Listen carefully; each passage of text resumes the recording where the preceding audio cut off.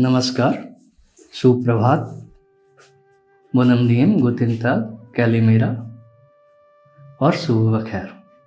आज हम एक बार फिर से आपके सामने संविधान सभा की अगली किस्त लेकर आए हैं। उसके बैठकों के ब्यौरे का अगला हिस्सा लेकर आए हैं और इस हिस्से में अपने संकल्प को सामने रखते समय, जिसे कि जवाहरलाल नेहरू ने अपने इसी भाषण में कुछ देर पहले कहा था कि ये एक तरह से संकल्प नहीं है, एक प्रतिज्ञा है जो कि हम अपने आप से, अपने देश की जनता से और इस दुनिया से कर रहे हैं, उसके सामने कर रहे हैं। तो उस प्रतिज्ञा का अगला हिस्सा ये रहा। इसमें जवाहरलाल जी सबसे पहले ये कहते हैं कि आज यहाँ पर भारतीय राज्य जो हैं वो उसको इंडियन स्टेट्स कहते हैं। ये दरअसल देसी रियासतें थीं जो कि 500 के आसपास थीं और समय कब का है? 1946 के दिसंबर का, यानी देश आज़ाद नहीं हुआ था। और अंग्रेज़ों ने जो संविधान सभा बनाई थी उसमें ये कहा था कि वो भी हिस्सा ले सकते हैं, मगर वो इस संविधान सभा में आए नहीं। तो जवाहरलाल नेहरू कहते हैं कि हम ये बताना चाहते हैं कि इस संकल्प का उनके ऊपर क्या असर पड़ेगा। मगर ये बताने के पहले कि क्या असर पड़ेगा, उन्हें ये बात पता चल गई थी कि कुछ लोग ये चाहते हैं कि अभी इस संकल्प के ऊपर बातचीत ही न हो, तब तक बातचीत न हो जब तक कि भारतीय रियासतों के लोग इस संविधान सभा में वापस ना आ जाएं। पंडित जवाहरलाल नेहरू कहते हैं कि ऐसा करना ठीक नहीं होगा। अगर हम ऐसा करेंगे, अगर हम अपनी प्रतिज्ञा को ही अपने देश की जनता के सामने, इस दुनिया के सामने नहीं रख पाते हैं, तो उसके बाद हम यहाँ जो भी बात करें वो सब बेमानी हो जाएगा, निरर्थक हो जाएगा और हमारी चर्चा जो है दिशाहीन हो जाएगी, उसका कोई मतलब नहीं रहेगा। इसलिए इस तरह के जो अमेंडमेंट आने वाले हैं कि इस चर्चा को तब तक के लिए मुलतवी कर दिया जाए, रोक दिया जाए जब तक कि देसी रियासतों के लोग नहीं आ जाते हैं, ये बात ठीक नहीं है। इसके बाद वो कहते हैं कि इस संकल्प का उनके ऊपर क्या असर पड़ेगा।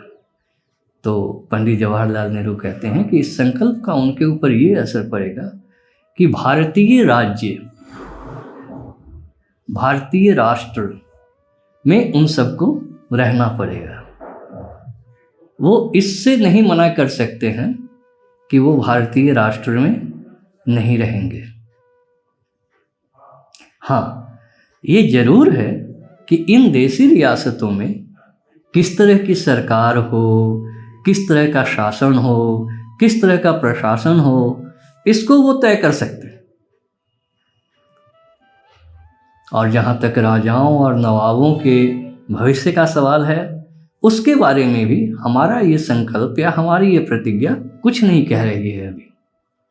अभी हमने उसे कुछ नहीं तय किया है और इस बात को तय उन रियासतों की जनता ही करेगी। हो सकता है कि जनता चाहे कि उनके राजे, उनके नवाब बने रहें। अगर उनके रियासतों की जनता ये चाहेगी तो यकीनन वो बने रह सकते हैं। इस संकल्प में, इस प्रतिज्ञा में ऐसा कुछ भी नहीं हमने लिखा है कि उससे उसमें कोई बाधा होगी। यही बात शासन प्रशासन के बारे में भी है।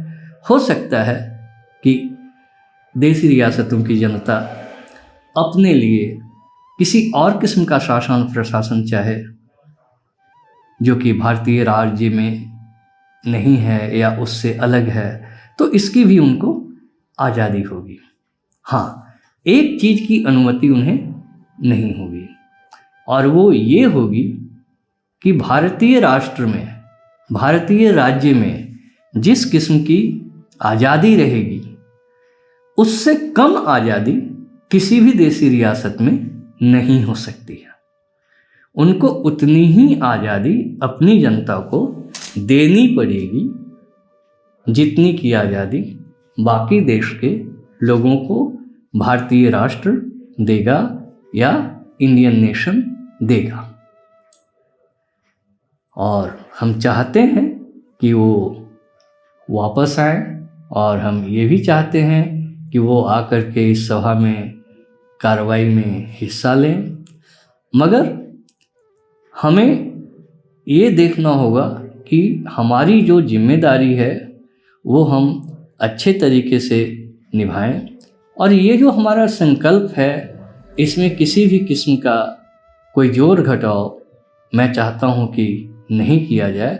इस संकल्प को जिस रूप में मैंने रखा है आप सबके सामने उसी रूप में पारित होना चाहिए, वरना लोग कहेंगे कि ये लोग आपस में ही एक मत नहीं हैं और इससे दुनिया में और देश में कोई अच्छा संदेश नहीं जाएगा। लोग ये सोचने लगेंगे कि ये लोग तो आपस में ही एकमति नहीं हैं, तो ये संविधान क्या बनाएंगे। इसके बाद इस संकल्प में और ज़्यादा कुछ विस्तार से कोई बात नहीं कही गई है। इसमें साफ साफ यही कहा गया है कि हम भारत के लोग एक ऐसा संविधान बनाएंगे जो कि सबको पूरी आज़ादी देगा। इसके बाद वो एक और बड़ी महीन बात कहते हैं। वो कहते हैं कि ये जो संकल्प है हमारा, ये कानून नहीं है,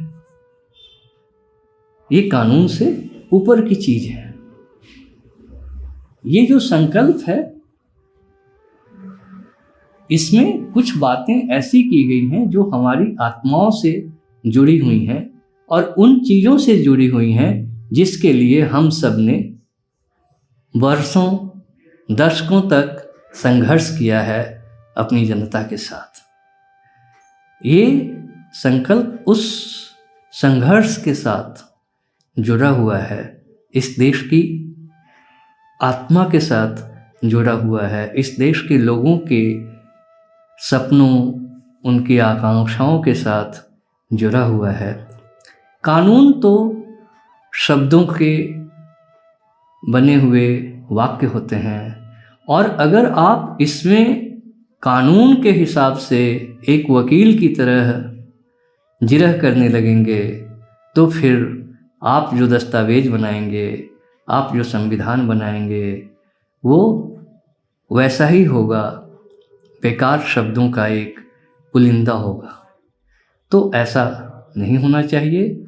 आप इस संकल्प की भावना के साथ अपनी सहमति प्रकट करें और उसके बाद ही जाकर के हम इस संविधान को बना पाएंगे, क्योंकि ये वो संविधान है जो लोगों के दिलो दिमाग में सांस भरता है, जीवन भरता है। ये वो संकल्प है जो लोगों के दिमाग की, लोगों के मन के भावनाओं से उभरा है।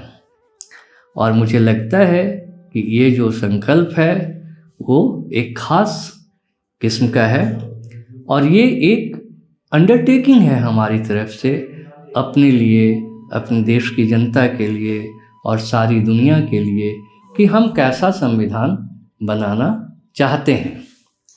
और इस संविधान के बारे में हम ये जो संकल्प ला रहे हैं इस महान देश के संविधान को बनाने के लिए, उसकी एक एक प्रति आप सबके सामने है। आप सब उसको देखें, आप सब साथ साथ उसको पढ़ भी सकते हैं। और मैं अब इस संविधान के अंग्रेजी वाले हिस्से को पढ़ूंगा और बाद में मैं हिंदुस्तानी में कुछ कहूँगा, दूसरी भाषा में भी कुछ कहूँगा। तो इसी के साथ हम इस कड़ी को, इस किस्त को समाप्त करते हैं। अगर आपको संविधान के बारे में ये बुनियादी विस्तार, ये विस्तार से की जा रही चर्चा अच्छी लगती है तो आप इसको लाइक, शेयर, सब्सक्राइब करना ना भूलें। ये हमारे यूनिवर्सल सोफिया वाले चैनल का बहुत ज़रूरी हिस्सा है। आप इसे आगे बढ़ाएं ताकि संविधान के बारे में, उसके निर्माण के बारे में लोगों के मन में जो बहुत सारी गलतफहमियां हैं वो दूर हो सकें। अगली किस्त के साथ हम फिर जल्दी ही हाजिर होंगे। तब तक के लिए धन्यवाद। शुभ मंगल सावधान।